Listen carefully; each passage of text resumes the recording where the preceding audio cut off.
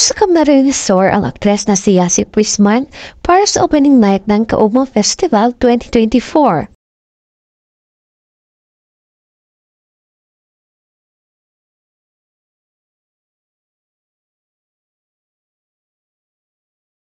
Showbiz Balita.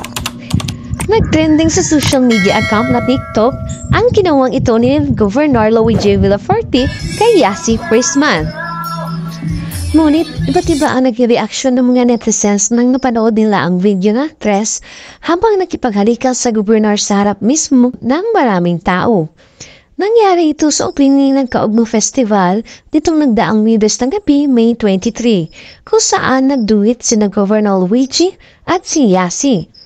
Sa isang bahagi ng programa ay pinakilala muna ni Governor Luigi si Yassi sa kanyang mga constituent bilang isa sa mga mahal niya sa buhay. Nagsalita rin siya tungkol sa mga ganap na week-long Kaugma Festival sa kanilang probinsya. Saad ng Governor, siyempre mga taga-Camarines Resort, I want to thank the most special person in the life of your Governor. Mahal, Yassi, thank you for all what you've done to me. Thank you for helping making this possible. Saad ng Governor. Dahil mahal na mahal ko ang karamuan, importante, idala ko rin ang sarong babae na may espesyal na lugar sa puso ni Governor Luigi. Kaya babe,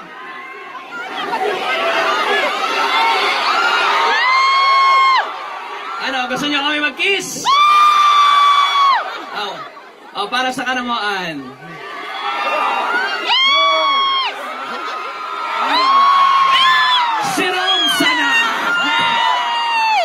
Again, karamuan, ang bangin na ini para sa Indo. Gusto ko enjoy tayo lahat. I love you, karamuan! Umataw muna si Yassi sa pagsasayaw sa saliw ng lagabog ni Eskostakli, water ni Tayla at salamin ng Bini. At pagkatapos nga nito, ay muling umakyat sa stage ni Luigi para sa duet nila ni Yassi.